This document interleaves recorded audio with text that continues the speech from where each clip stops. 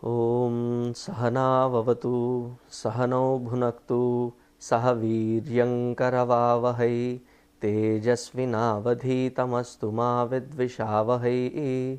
Om Shanti Shanti Shanti. So far we have seen 10 shlokas of our Guru Stotra. In this 11th shloka, we tried discussing about the art of surrender. We kept mentioning that we have to have the utmost surrender unto a Guru. What is it that we mean when we say surrender? I love this word because it can be broken down into two parts. First part interpreted in Hindi, second part interpreted in English. Surrender, sar under. Undeniable faith in the Master and offering ourselves. Now, how does it happen in our day-to-day life? How do we express it? Is it that we implicitly just sit there at His feet, just gaping at them? Or is it something else? That beauty of surrender is very beautifully explained in the 11th shloka. Let me chant that shloka. Na guroradhikam tattvam, na guroradhikam tapaha, तत्वज्ञानात् परं नास्ति तस्मै Shri gurave नमः. The attitude of surrender starts from na guror adhikam tattvam, that there is nobody, no being, no essence which is higher than, greater than the Guru himself.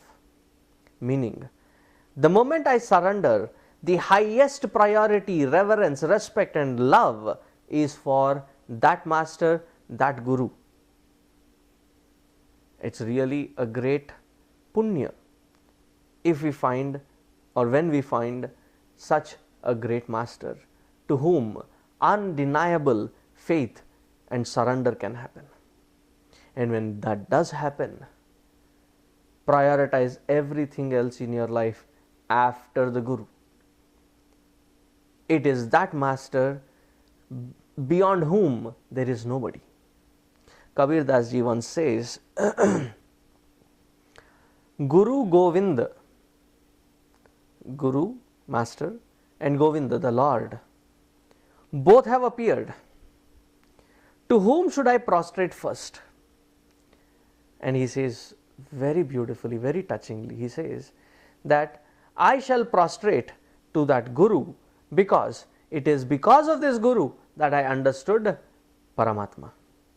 And it was this Paramatma, not understanding whom, I have been stuck in this worldliness. And to this key that was given to understand myself and my Lord better, the agency, the bridge that connects is Guru Maharaj himself. And to that Master, the highest priority of reverence is given. I dedicate myself 100% to such a Master. Na guror adhikam tapaha. Now, when we offer ourselves, how should we be around him? Na guror adhikam tapaha. Tapas, penance. We may think that there are many things written in the book. I can just read the meanings and start implementing them. As is in any field, we need a personal guide, especially in the spiritual world. And that guide, being with them, is a constant tapas. Why is it a tapas? It is a tapas because Guru's purpose in our life is only to perfect us, not to pamper us. Now, there is a rock and there is a sculptor. This sculptor meditates on that rock, trying to see what best can be brought out of this rock. And as he envisions this and starts working with the chisel and the hammer, every stroke that goes into the rock is painful separation from all that which does not belong to that masterpiece which is in his mind. So he keeps carving it out. And this is not just a painful thing. After a rough shape is given, Then he starts taking a sandpaper and starts scrubbing it, polishing it to a perfection wherein this rock, which was not that specific, now given specific details, is now given a reverential altar wherein it can be worshipped. Similarly, the Guru comes into our life with a chisel and a hammer and starts chipping away all the non-required clings that we cling on to, constantly keeps ripping them, and he is working directly on our ego. Now, when he is trying to work on our ego, do not react. That is why in one of the Shanti mantras it is said, Ma vidvishavahai, let there be no dvesha, anger, frustration against each other. The teacher to the taught and taught to the teacher. Because the teacher's aim is to perfect the students and he is going to work on that ego, ripping it apart. We will have to allow ourselves for that ego to be completely annihilated.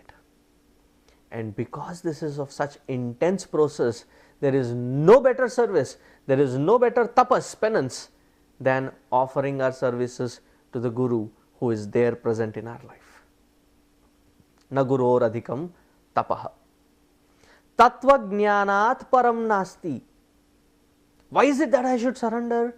Because Guru represents the entire Guru Tattva. Guru is not just a mere mortal form. It is beyond the mortal form, and through the mortal form he is trying to perfect us to that essence of Guru, to essence of that supreme consciousness in the form, in the avatar of a Guru in our life. We surrender, and this attitude of surrender alone is going to take us. This Shraddha with which we surrender is alone going to take us forward to such a master who patiently, who compassionately holds our hand and takes us along. To such master, all I can offer is my salutations, is my prostrations with utmost sincerity. Until the next shloka, Hari Om.